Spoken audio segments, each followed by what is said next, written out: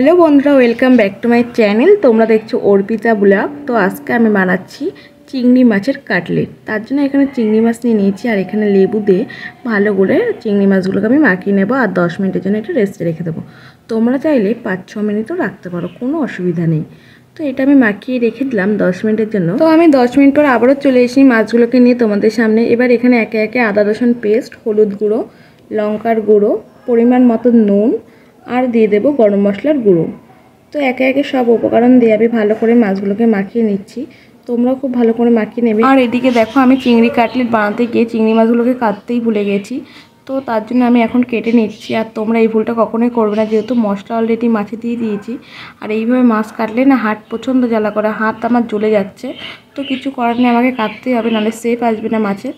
তো আমি একে একে এগুলো সব কেটে নিচ্ছি। দেখো কত সুন্দর করে কাটা হয়ে গেছে। আর তোমরা প্রথমে এটা কেটে নেবে। তো দেখো, এবার মাছগুলোকে আমি এইভাবে কেটে রেস্টে রেখে দেবো। আর এদিকে একে একে পরের স্টেপগুলো রেডি করে নেব। তো এখানে প্রথমে আমি এখানে বিস্কুটের গুঁড়ো, তার মধ্যে নুন আর লঙ্কার গুঁড়ো দিয়ে ভালো করে মিক্স করে নিলাম। তারপরে এখানে একটা ডিম ফাটিয়ে নিলাম আর ডিমের ভিতরেও সেম একইভাবে লঙ্কার গুঁড়ো আর নুন দিয়ে ভালো করে ফাটিয়ে নেব। আর আমি যখন এডিট করব আমাদের বাড়ির পাখিগুলো তখনই চিল্লাবে, বদ্রি পাখিগুলো। তো যাই হোক, কিছু করার নেই, এইটু শুনে তোমরা মানিয়ে নিও।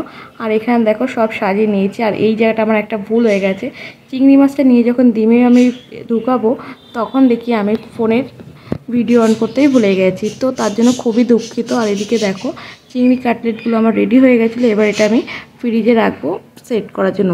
তো ফ্রিজে আমি এখানে আধা ঘন্টার জন্য রেখে দিয়েছি। তারপর আমি এটা বের করে নিয়ে আসলাম। আর এদিকে আমি এগুলো এখন ফ্রাই করব। তো আমি গ্যাস ধরিয়ে প্রথমে কড়াইটা বসিয়ে দিলাম আর তাতে পরিমাণ মতো সাদা তেল দিয়ে দিয়েছি। আর তেলটা খুব ভালো করে গরম হয়ে যাওয়ায় আমি একটা ঝাঁঝরি হাতার সাহায্যে তেলটা চারিদিকে ছড়িয়ে নিলাম। তারপর এখানে এক এক করে চিংড়ি কাটলেটগুলো দিয়ে দিচ্ছি। আর তো দেখো কত সুন্দর করে এগুলো ফ্রাই হতে লাগছে। তো এগুলো হতে লাগুক। আর তোমাদের কার কার চিংড়ি কাটলেট খেতে ভালো লাগে অবশ্যই আমাকে কমেন্টে জানিও। তো দেখো আমার এখানে খুব সুন্দর করে ভাজা হয়ে গেছে আর আমি এদিক পেদিক উল্টে পাল্টে দিলাম। এবার এটা এক এক করে আমি নামিয়ে নিচ্ছি। তো কতটা সুন্দর দেখতে লাগে তোমরা তো দেখে বুঝতেই পারছো। খুবই টেস্টি একটা খাবার, আমার তো খুবই ভালো লাগে। তো একে একে আমি পরের কাটলেটগুলো ভেজে নিচ্ছি। তো এখানে কড়াইতে দিতে তো খুব সুন্দর করে ভাজা হয়ে যাচ্ছে। তো আমার একে একে সব ভাজা হয়ে গেছে। তো আমার চিংড়ি কাটলেটগুলো হয়ে গেছে। এবার এটা একটা ডেকোরেশন করবো সুন্দরভাবে। তো একটা প্লেট নিয়ে নিয়েছি আর সেখানে চিংড়ি কাটলেটগুলো পরপর সাজিয়ে দিলাম। আর এখানে সার্ভ করলাম সস আর মেয়োনিজ দিয়ে। খেতে আমার বেশ দারুণ লাগে। তো দেখো কতটা সুন্দর দেখতে লাগছে। দেখতে তো খুবই সুন্দর, কিন্তু খেতেও এটা খুব টেস্ট হয়েছিল।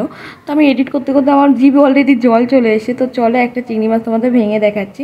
তো চিংড়ি মাছটা দেখো কতটা সুন্দর কুক হয়েছে, তো দেখে বুঝতেই পারছো। তো তোমাদের ভিডিওটা কেমন লেগেছে অবশ্যই কমেন্টে জানিয়ে। ভালো লাগলে অবশ্যই like comment share. Tata, next video দেখা হচ্ছে।